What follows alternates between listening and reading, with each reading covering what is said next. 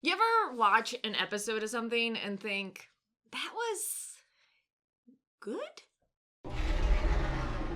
So I definitely don't think this is the strongest episode we've had. Episode 8, A God Walks Into a Bar, although I think the title is hilarious. I still think the Hooded Justice backstory episode and then last episode were two of the best. I wouldn't say this is the worst episode, but definitely not the same quality in the past 2 episodes, I would say. I did absolutely love the twist of everyone thinking Dr. Manhattan was on Mars, but then he did a pre-recorded set of patterns so people would think that while he went to a moon on Europa.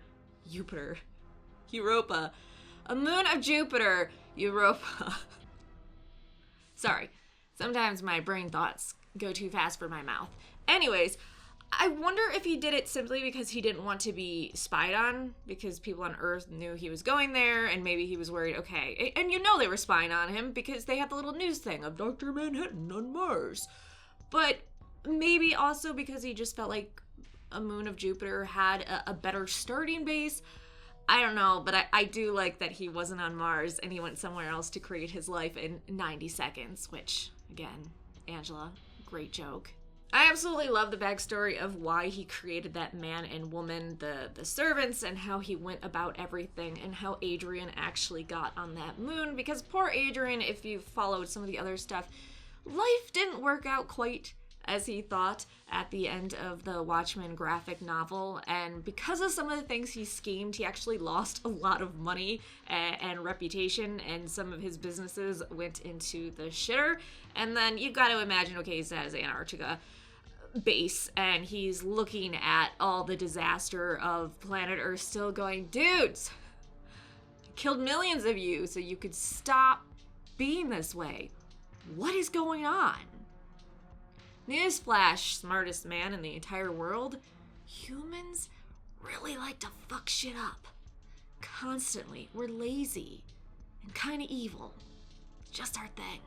That's why I always laugh at people who think that we'll ever have a utopia or a world that everybody just cares for each other and pitches in. There's never going to be 100% that world. There are just too many garbage people that exist, and those garbage people tend to have a lot of kids and then pass their garbage to them, and it's a fun cycle that everyone else has to live in. Yay! Thanks, trash people, for reproducing, which is why I haven't reproduced. But I also love that we saw in the play earlier with Nothing Ever Ends Adrian, because that was a big thing that kind of fucked up Adrian at the end of the Watchmen graphic novel when he asked, I mean, he even said that, he asked Dr. Manhattan in the end, was it worth it? And the Dr. Manhattan says nothing ever ends, which kind of a quick segue. That's what makes me think he's not actually dead, with the cannon hitting him. Nothing ever ends. I'm more than sure he can put himself back together, but it's Dr. Manhattan, so of course he doesn't tell everything that happens. Okay, so anyways, I understand Adrian being in the winter of his life, to say it politely. I'm not trying to be mean to older adults.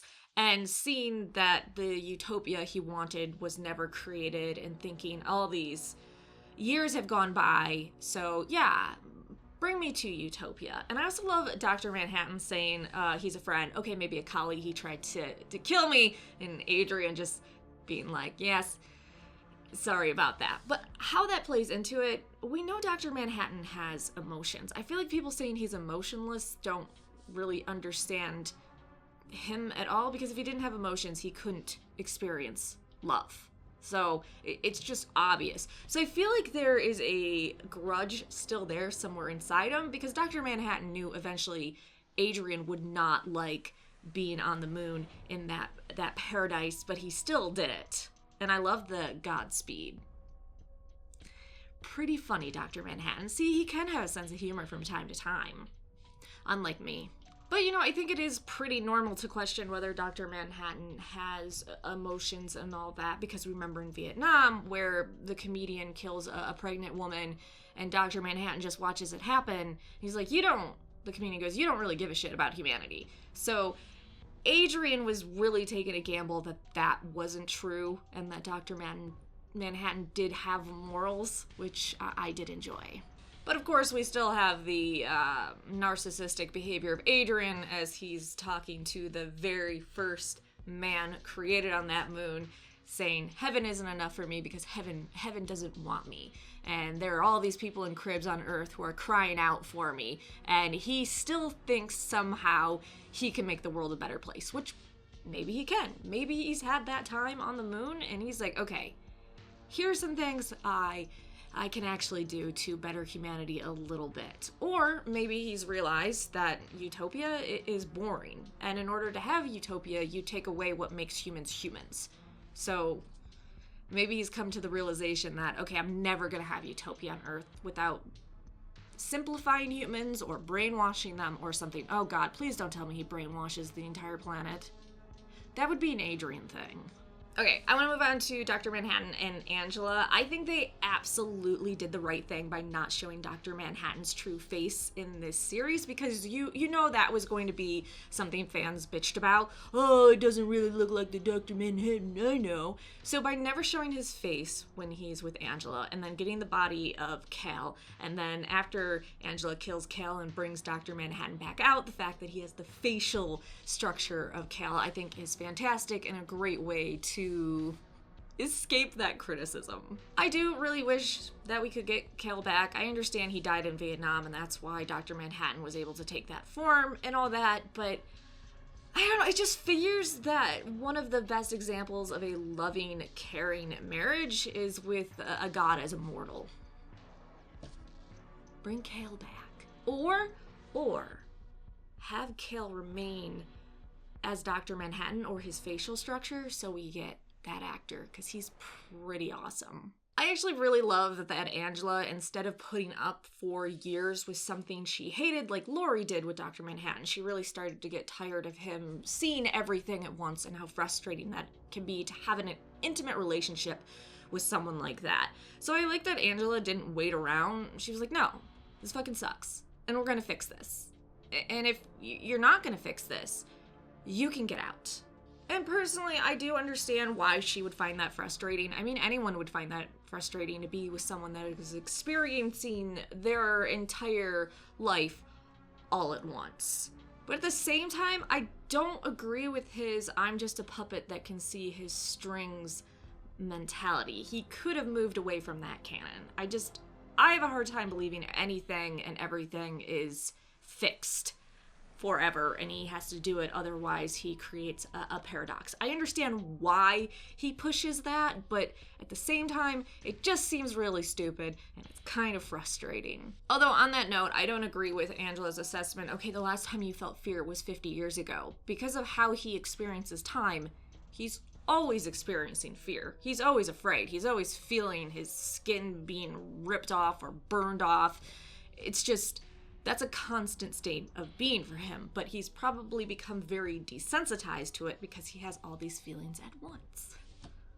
So I think that was unfair of her to say, you don't feel fear. He absolutely does, all the time. Lastly, I want to talk about how fucked up it was that Angela was actually the one to cause her grandfather to kill Judd. Imagine what a mindfuck that would be, knowing that someone you really, really cared about and whose death just shook you to the core, you were the one that started all of it. That's a lot of guilt. And I actually do really like those kind of time loops. After I bitched about Dr. Manhattan's whole time stuff, I like the idea that your past self was influenced by something your future self did with the past. I don't know. Kind of fun. So yeah, it was a good episode. It just wasn't the best, I'd say. Again, the last two episodes were, I think, the best. This one was alright. I don't think Dr. Manhattan has been killed. I don't think this is the end of him. Nothing ever ends. And I want Cal back. Cal and Angela are the ultimate power couple. But we have one more episode until The Watchmen is over. What are your predictions for how the show is going to end? And do you think they're going to get a second season? Like, subscribe, and let me know in the comment section down below.